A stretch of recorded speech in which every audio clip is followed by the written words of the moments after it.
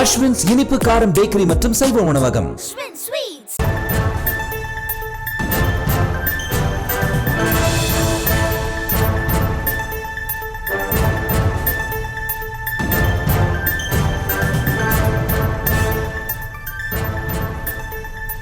அண்மை செய்தியை பார்த்து வருகிறோம். ஜனவரி 30, 31, பிப்ரவரி 1ஆம் தேதிகளில் கனமழை பெய்யும் என்று தெரிவிக்கப்பட்டிருக்கிறது. அது குறித்தான அண்மை செய்தியை பார்த்து வருகிறோம். வடகிழக்கு பருவமழை தென்னிந்திய பகுதிகளிலிருந்து இன்று விலகியது என்று வானிலை ஆய்வு மையம் தெரிவித்திருக்கக்கூடிய சூழலில் 30, 31 கன்னியாகுமரி, நெல்லை, தென்காசி, தூத்துக்குடி மாவட்டங்களில் கனமழைக்கு வாய்ப்பிருப்பதாக தெரிவிக்கப்பட்டிருக்கிறது. முழு விவரங்களோடு இணைகிறார் எமது செய்தியாளர் லதா. விவரங்களை வழங்கலாம். வணக்கம். வடகிழக்கு பருவமழையானது தென்னிந்திய பகுதிகளில் இருந்து இன்றிலிருந்து விலகியதாக வானிலை ஆய்வு மையமானது அதிகாரப்பூர்வமாக அறிவித்திருக்கிறது. அதே போல மழைக்கான அறிவிப்பை பொறுத்த வரைக்கும் 30, 31 அதே போல 1ஆம் தேதி அதே போல 2ஆம் தேதிகளில் மழைக்கான வாய்ப்பு இருப்பதாக தெரிவிக்கப்பட்டிருக்கு. முக்கியமா 27 முதல் 28 வரை அந்த வறண்ட வானிலை என்பது நிலவக்கூடும் என்றும், அதே போல தமிழகத்தில் அந்த லேசான பனிமூட்டம் என்பது இருக்கும் என்றும் தெரிவிக்கப்பட்டிருக்கு.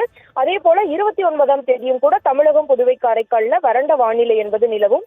ஆனால் 30ஆம் தேதி முதல் அந்த கனமழைக்கான எச்சரிக்கை என்பது கொடுக்கப்பட்டிருக்கு. முக்கியமாக பார்த்தோம் அப்படின்னா 30ஆம் தேதி கன்னியாகுமரி, திருநெல்வேலி, தென்காசி மற்றும் தூத்துக்குடி மாவட்டங்களில் ஓரிரு இடங்களில் கனமழை பெய்ய வாய்ப்பிருப்பதாக தெரிவிக்கப்பட்டிருக்கு.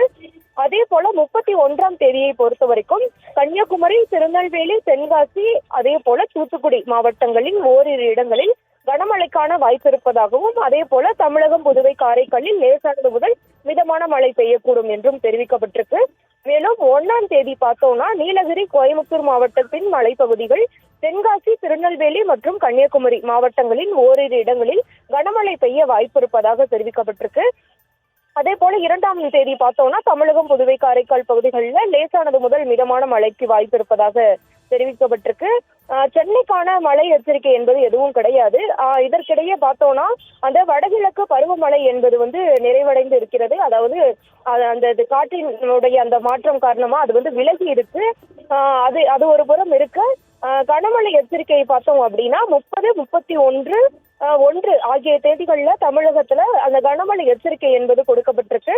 மேலும் 2ஆம் தேதி வரை அந்த மழை என்பது இருப்பதற்கான வாய்ப்பு இருப்பதாகவும் தெரிவிக்கப்பட்டிருக்கு.